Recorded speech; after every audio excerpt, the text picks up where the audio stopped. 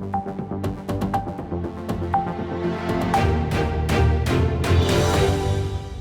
भर में corona virus के मामले लगातार बढ़ते हुए नजर आ रहे हैं। वहीं इन बढ़ते मामलों को देखकर स्थिति काफी चिंताजनक बनी हुई है।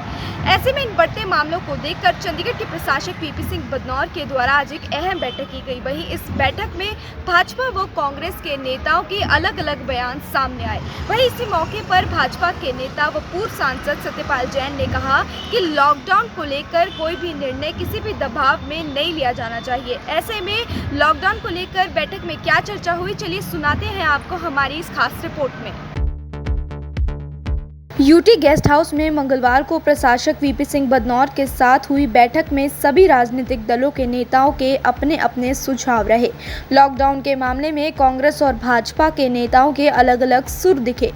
भाजपा नेता व पूर्व सांसद सत्यपाल जैन ने कहा कि लॉकडाउन लगाने का निर्णय किसी भी दबाव में नहीं लिया जाना चाहिए।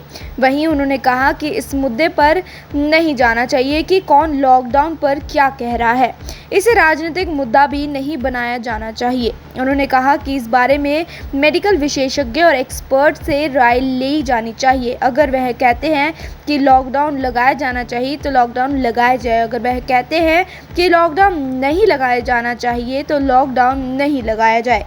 बैठक में कांग्रेसी नेता डीडी जिंदल ने कहा कि उनकी पार्टी लॉकडाउन के खिलाफ है और लॉकडाउन नहीं लगाया जाना चाहिए। बैठक में भाजपा अध्यक्ष अरुण सूद और मेयर रविकांत शर्मा भी शामिल हुए। बैठक में आम आदमी पार्टी के नेता और बहुजन समाज पार्टी के नेता भी मौजूद रहे।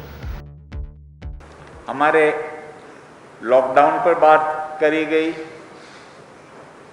बेड्स की व्यवस्था के बारे में बात की गई, ऑक्सीजन के बारे में बात की गई और बहुत अप्रिशिएट भी किया कि जब लास्ट टाइम कोविड एक साल पहले जब शुरुआत हुई थी तो गवर्नमेंट ऑफ इंडिया ने पूरे देश के अंदर कहा था कि जहाँ पे भी ऑक्सीजन प्लांट्स लगाना चाहते हैं तो हॉस्पिटल्स जो लगाना चाहते हैं वो लगाएं। और आप लोग जानते हैं कि 3 ऑक्सीजन प्लांट्स हमारे चंडीगढ़ के अंदर हॉस्पिटल्स में हम लोगों ने लगाए और उसका बहुत बड़ा लाभ हम लोगों को आज मिल रहा है।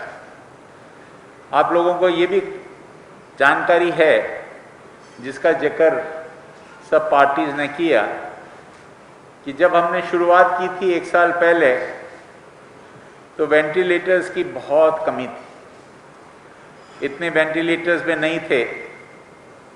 पूरा देश वेंटिलेटर्स चाह रहा था कि कैसे हाई फ्लो ऑक्सीजन से नेक्स्ट लेवल जो L3 के जो पेशेंट्स हैं उनको वेंटिलेटर्स की ज़रूरत पड़े, तो सब ने ऑर्डर्स वेंटिलेटर्स का किया और वेंटिलेटर्स को रैंप अप करने का बहुत बड़ा काम चंडीगढ़ ने किया। दवाइयों के बारे में भी जिक्र आया और रेमडेसिविर की भी चर्चा आई और आप लोग जानते हैं कि 3000 रेमडेसिविर अभी कोर्ट ने तो रिलीज कर दिया है। उसकी एक बार ड्रग फार्मेसी ने उसको हम लोगों को अगर अप्रूव कर दिया तो ये 3000 रेमडेसिविर की वायल्स हम लोगों को अवेलेबल हो जाएगी। वैक्सीनेशन का कार्य चंडीगढ़ के अंदर कुछ हेजिटेंसी हमारे पैरामेडिक्स और कुछ डॉक्टर्स जो यंग डॉक्टर्स थे उनकी तरफ से हेजिटेंसी थी, उसको भी हमने ओवरकम कर दिया है। अब बहुत सारे लोग लगा रहे हैं और नेक्स्ट फेज जो वैक्सीनेशन का 1 मई से शुरू होगा उसके लिए भी हम लोग की तैयारी की भी जानकारी और उन लोगों ने प्रश्न पूछे उसकी जानकारी भी हम लोगों ने दी। उनका सुझाव सब पार्टीज का सैनिटाइजेशन और सोसाइटीज का सहयोग का बहुत अच्छा सुझाव उन लोगों से मिला। शायद ये सुझाव सबसे बड़ा सुझाव है और हम तो चाहते हैं कि चंडीगढ़ के अंदर एक बहुत बड़ा कैंपेन आईसी का हम लोग करें, क्योंकि आप लोग जानते हैं अपन लोगों को रोज टीवी के अंदर यही ही जानकारी मिलती है, कोई भी चैनल आप खोल दें कि मास्क को अच्छी तरह से पहने।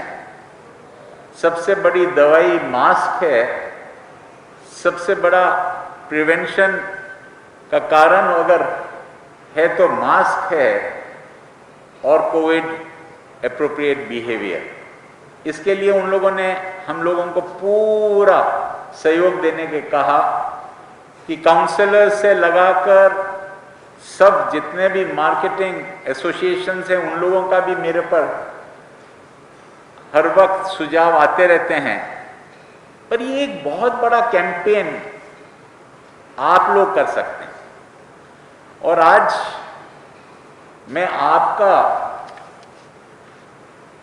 एक सहयोग मांगने के लिए मैंने सोचा कि ये ऑल पार्टी मीटिंग के बाद में आप लोगों से मैं विनती करूं और मेरा यही सहयोग है कि जितना कार्य आप कर सकते हैं, एक तो हम लोग एडवर्टीजमेंट दें, हम लोग जो कुछ भी करें, पर उससे ज्यादा जो कार्य आप लोग कर सकते हैं और ये सहयोग अगर मिल जाए मास्क का, तो शायद चंडीगढ़ को खाली मास्क के कारण ही हम लोग बचा सकते हैं।